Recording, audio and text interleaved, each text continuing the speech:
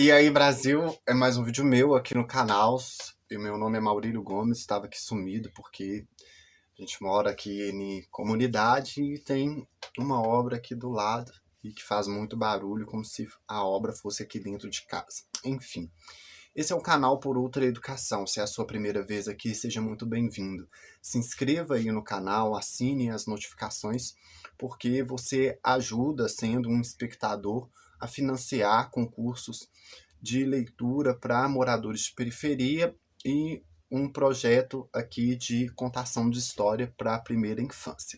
Enfim, no vídeo de hoje eu quero falar um pouco sobre o Oliveira Viana, que é um autor aqui que o canal segue, né, para entender um pouco a história do Brasil e a sociologia e a forma como se deu o Estado brasileiro e a relação entre Estado e indivíduo. Enfim, para quem não conhece, o Oliveira Viana, ele foi uma pessoa muito influente no século passado, amigo do Getúlio Vargas, foi o guru do Getúlio Vargas, foi um autor que pavimentou o centralismo autoritário no Brasil e que escreveu muito a respeito desse centralismo, desse autoritarismo, e é sobre isso que eu queria falar especificamente em relação ao autoritarismo do Oliveira Viana. Ele foi uma personagem influente que teve amigos ali importantes da época e que pavimentou aí essa doutrina centralizadora, essa doutrina autoritária que culminou no Estado Novo. Aqui o canal ele tem por base um livro chamado Idealismo da Constituição, que foi escrito em 3 momentos. Em 1922, em o idealismo e a evolução do Império e da República. Em 1924, o próprio Idealismo da Constituição, que ele faz críticas ali à Carta de 1891, aos aspectos liberais, republicanos e federalistas da Carta. E no outro momento, em 1938, quando já vem 8 anos da derrocada do golpe do Getúlio Vargas, que é o golpe do Estado Novo, e um ano após a publicação, a publicação não, né? A outorga da Carta de 1937, que foi feita por um constituinte apenas, o Francisco Campos. E nesse livro, o Oliveira Viana ele fala sobre muitas coisas. Fala sobre a ideia de um país ideal, né? E nesse sentido, ali nesses 3 momentos, que são momentos diferentes, se percebe ali uma noção de um Brasil muito elitizado, um Brasil extremamente patrício, né? Um Brasil que fazia costas às suas mazelas sociais, a da escravidão, a da pobreza, a da miséria, e até mesmo ali as bases que hoje nos mantém aí nessa desigualdade abissal, profunda, enraizada, né? Que pega aí a minha população como refém, como vítima, né? Eu moro na periferia e eu sei muito bem como que é a questão da desigualdade social no Brasil. Aquilo que ele escreveu responde com mais fidedignidade a característica do brasileiro, que é o autoritarismo, que é a violência, que é o egoísmo sociológico, a mania de pensar primeiro em si, de ter um pensamento mais voltado para o seu umbigo e no lugar aí de um pensamento nacional, de uma unicidade nacional. E ele foi importante porque ele conseguiu trazer essas características ao contrário da sociologia que veio depois dele.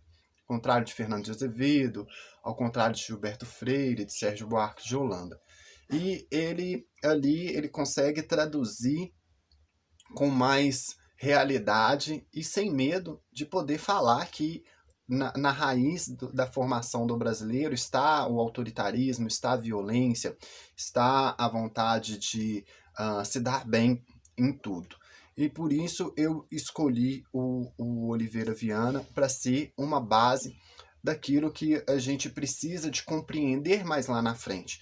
Porque o canal imagina uma outra educação política aqui, mas também essa educação política ela não acompanha absolutamente nada se ela não vier de uma mudança comportamental, de uma mudança em relação ao comportamento do brasileiro. E principalmente nesse aspecto do autoritarismo, da violência, do egoísmo sociológico, né? Porque sem essas mudanças, nós nunca que alcançaremos mudanças maiores aí na política. Uma coisa que tem um historiador do momento, que é o Leandro Carnal, e que eu gosto muito do que ele fala, é que não existe classe política honesta com população corrupta. Não existe. E essa base hoje dessa corrupção que a gente vive hoje e que faz parte aí da história do Brasil, até mesmo o próprio livro Idealismo da Constituição retrata essa corrupção da República, da Primeira República, não tem como a gente fazer essas mudanças sem mudar o nosso comportamento.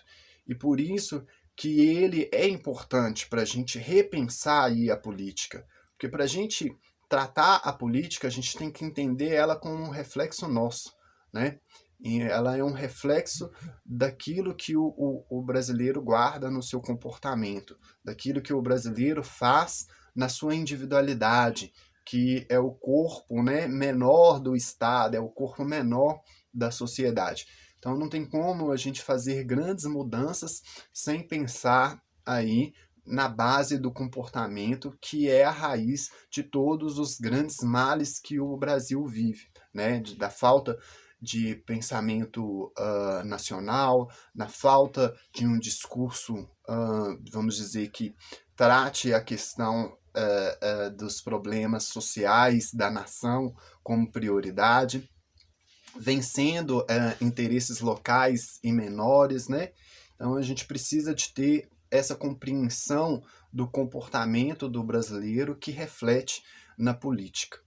E gostaria aí de deixar um pouco aí para falar um pouco mais sobre esse autor, que não é um autor, assim, vamos dizer, dos mais memoráveis. O Oliveira Viana, ele tem um importante peso aí no próprio autoritarismo do Estado, no autoritarismo que foi executado ali no governo do Getúlio Vargas, no Estado Novo, e a partir da Polaca para frente até a queda do Getúlio Vargas, e também tem influência até no golpe de 64. Então, ele não é uma das pessoas assim construtoras de um Brasil, mas foi o primeiro a pensar no aspecto social da vida da sociedade brasileira, foi o primeiro a falar da pobreza, da miséria, foi o primeiro também a falar das bases de uma assistência social que o Estado tem que fazer aos mais pobres, e também de incluir esses mais pobres no processo produtivo, como na educação,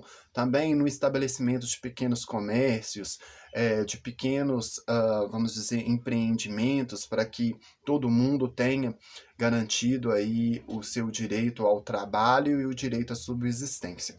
Ele, em si, não é uma das grandes figuras que podemos falar, assim, que ocupa um espaço histórico importante de transformação, de coisa propositiva. Mas ele tem aí uma influência, sim, em todas esses aspectos sociais, a partir do momento que o Estado brasileiro começa a enxergar a sua sociedade e os problemas dessa sociedade, principalmente no que se fala aos problemas sociais, da garantia da saúde, da garantia da educação, da garantia do trabalho, da garantia da subsistência da população mais pobre. E isso também refletindo numa estruturação de uma classe média, né, que seja forte para poder dar a mão a essa classe mais pobre, a classe operária.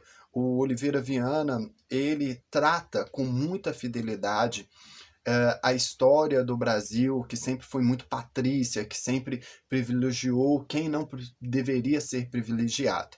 E é um nome assim que a gente não pode desconsiderar no todo, né? A gente tem que pegar a obra dele, observar a obra dele, observar aquilo que ele fala, separar as coisas negativas, como também o próprio racismo do Oliveira Viana, o autoritarismo dele, as contribuições que ele fez no processo da eugenia, no processo do embranquecimento, né?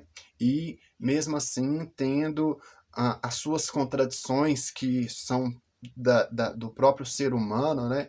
Eu que estudo essa questão aí do racismo pelo Oliveira Viana, me deparei agora com uma frase racista recentemente da Hannah Arendt, e a gente precisa de fazer essa separação, porque no todo a gente não dá para seguir a ideia do autor no todo, mas pelo menos dá para a gente colher aquilo que é importante para a gente utilizar aqui nessa contextualização desse país, principalmente no Brasil, que vive mais um dos ciclos autoritários que representa aí pelo governo Bolsonaro. Então, eu queria deixar esse vídeo aí sobre o Oliveira Viana. Gostaria que mais pessoas questionassem esse autor para a gente poder melhorar mesmo o debate aqui.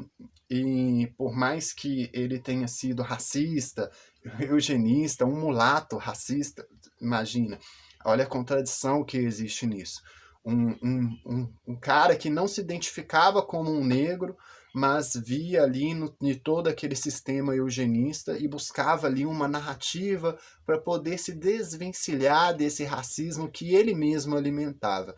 Então é um homem de contradições, é um homem de pensamentos que a gente pode ter como visionários, porque se hoje a gente tem toda essa estrutura social que nos dá uma certa seguridade, ela encontra as suas bases lá no trabalho do Oliveira Viana, lá em populações meridionais do Brasil.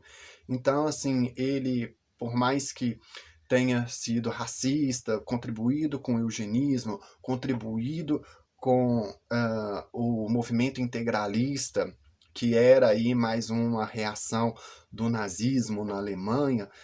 Então, é isso que eu tinha aqui para falar do autor Oliveira Viana, encerrando aqui mais um episódio sobre ele. E é importante, né, a gente falar aqui, seja sobre a influência dele para o bem ou para o mal do Brasil. E também, né, alguém que trata a sociologia patrícia, alguém que trata esse esquema, desse sistema de privilégios que é o Brasil, que foi feito a partir do Estado brasileiro e nos mantém aí nessa situação de desigualdade social. Aí, a partir daqui, eu vou dar continuidade à leitura, né, à resenha do livro Idealismo da Constituição, só que no terceiro momento, escrito a partir de 1938, quando já tinha dado 8 anos do golpe do Getúlio Vargas, e um ano depois, né, da outorga da Carta de 1937, que é a nossa mais uma Constituição autoritária, e ela tem até o apelido da Carta da Polaca, e assim a gente dá aí sequência ao trabalho do canal. Então, obrigado por assistir até aqui, e a gente se encontra em outros vídeos. Até mais.